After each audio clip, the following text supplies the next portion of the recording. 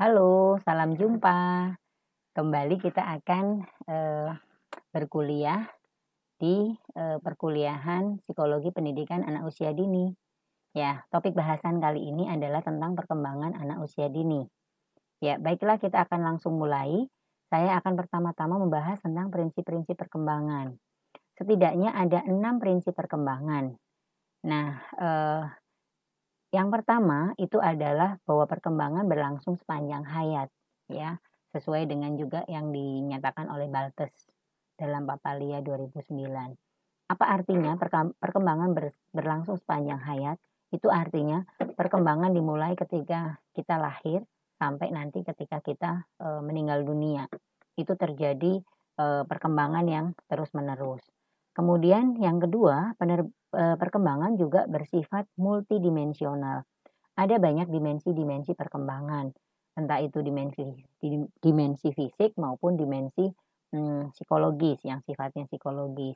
Kemudian berikutnya perkembangan bersifat multidireksional.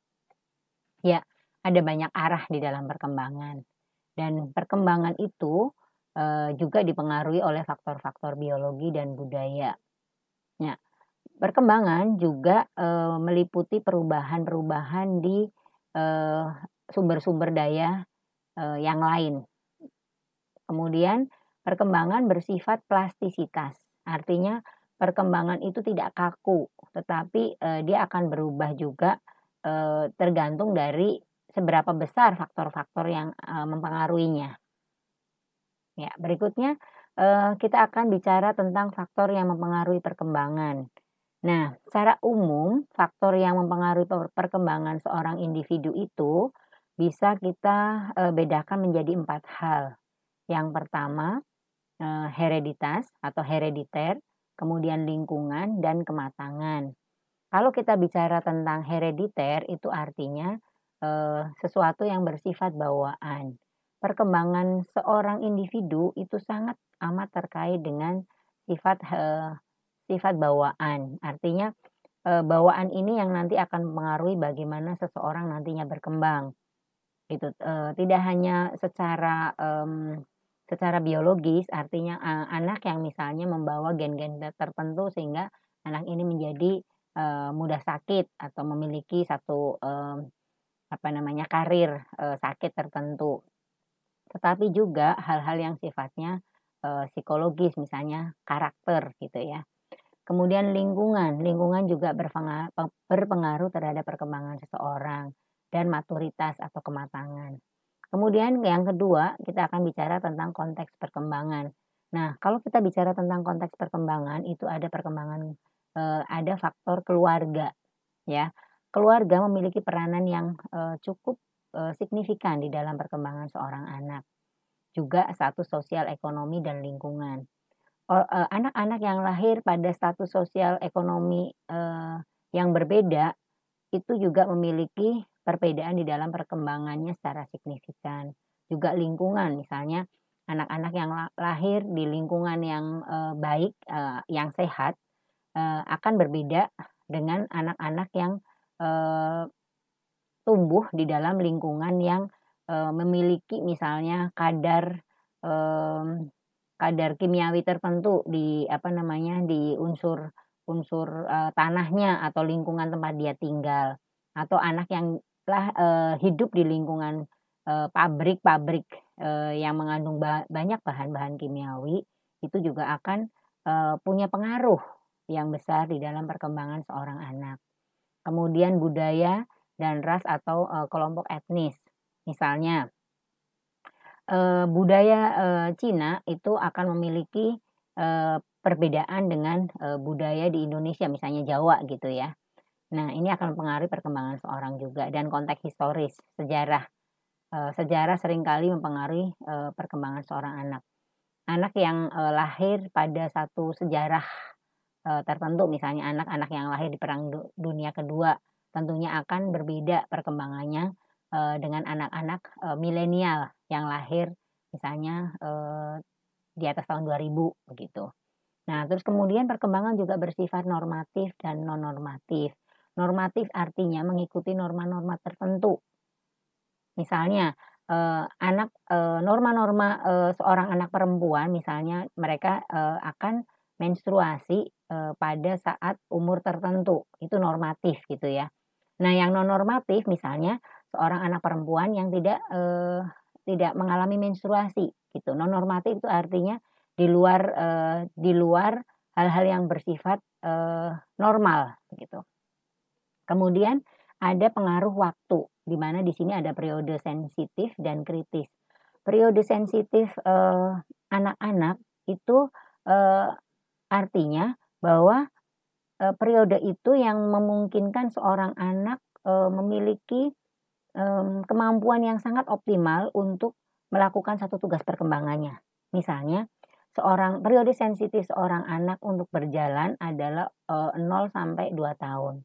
Nah, di masa-masa ini adalah bagaimana seorang anak itu belajar benar-benar bagaimana berjalan gitu. Nah, ketika periode sensitif ini lewat dan seorang anak belum bisa berjalan, akan menjadi satu kesulitan tersendiri, tantangannya menjadi lebih besar. Nah, berikutnya, kita akan bicara tentang pertumbuhan, perkembangan, dan perubahan. Apa artinya pertumbuhan dan perkembangan? Apa bedanya, di antara keduanya ini? Kalau kita bicara pertumbuhan, artinya kita berbicara sesuatu yang sifatnya kuantitatif. Ya, misalnya pertumbuhan berat badan, pertumbuhan tinggi badan, lingkar kepala, begitu. Kalau perkembangan, kita berbicara sesuatu yang sifatnya kualitatif, misalnya perkembangan bahasa seorang anak, perkembangan, emosi mental, sosial gitu ya, perkembangan motorik, entah itu motorik kasar, motorik halus. Nah, secara keseluruhan perkembangan dan pertumbuhan ini akan mempengaruhi, perubahan. Perubahan untuk, anak bertumbuh ke, tahap selanjutnya, gitu ya. Perubahan perkembangan itu terjadi karena tujuan. Jadi, eee anak perlu diberi kesempatan untuk memenuhi dorongan aktualisasi diri gitu ya, dan dibantu oleh orang dewasa karena kan seorang anak, dia bisa menjadi, eee, bisa melakukan tugas perkembangannya itu tentu saja ada peran, orang dewasa dalam hal ini biasanya orang tua, untuk memenuhi tugas aktualisasi diri yang layak. Nah, ini ada 6 rekomendasi pengasuhan menurut Harlock. Yang pertama adalah kesehatan terjaga. Antara lain apa?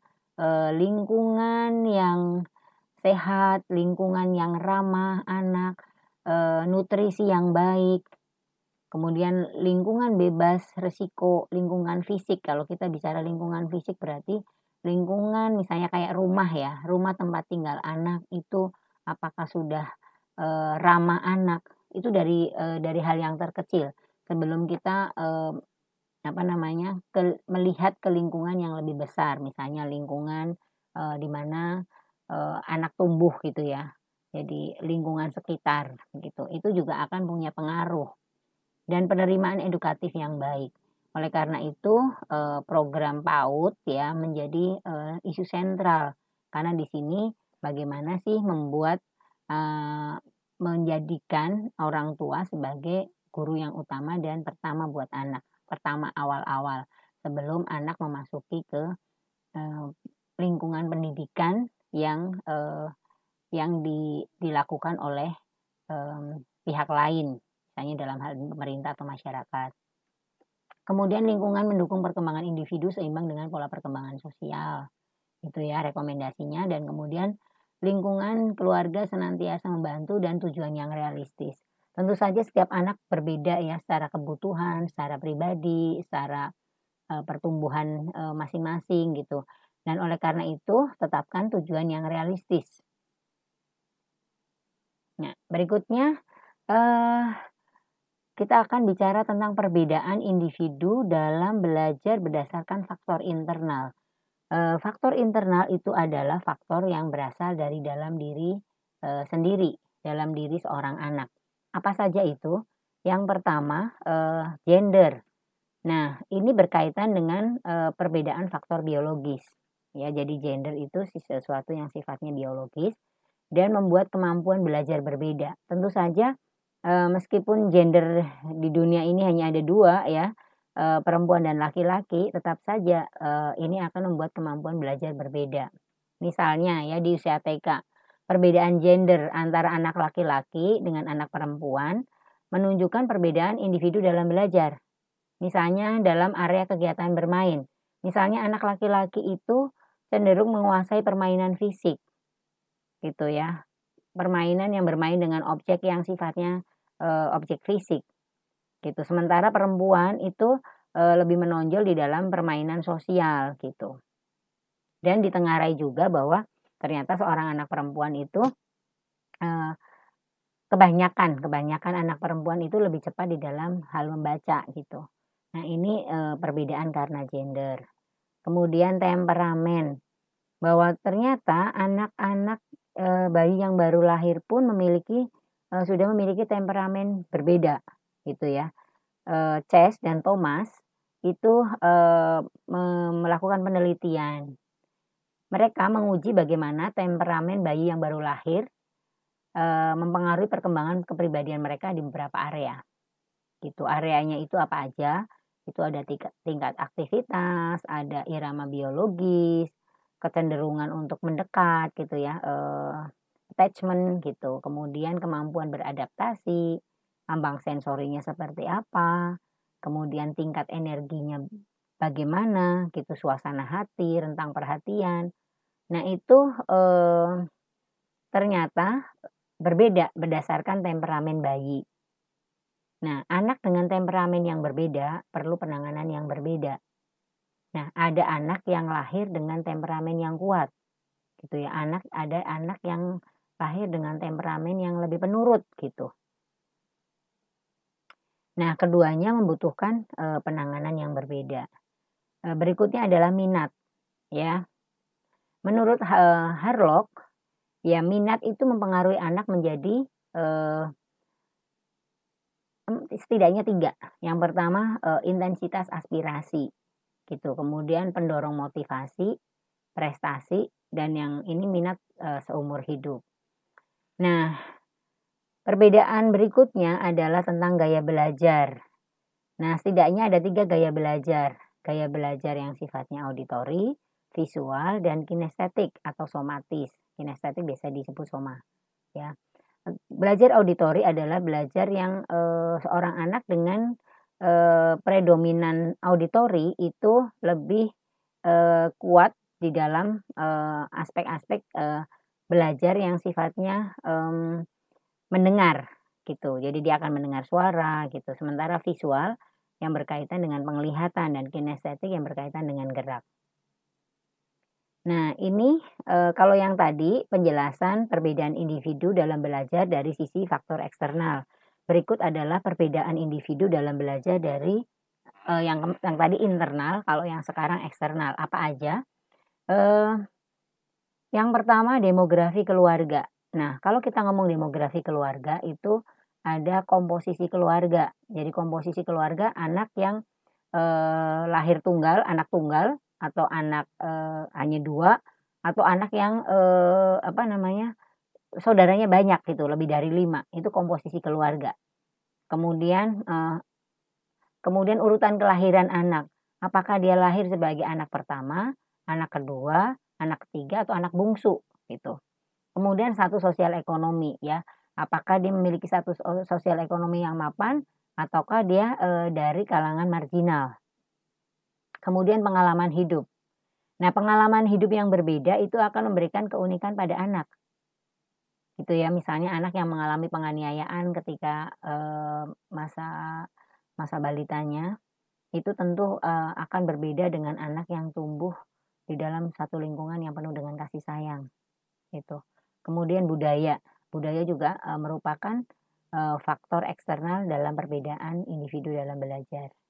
Nah, demikianlah, teman-teman, perkuliahan kali ini. Saya cukupkan sampai di sini. Terima kasih dan sampai jumpa lagi.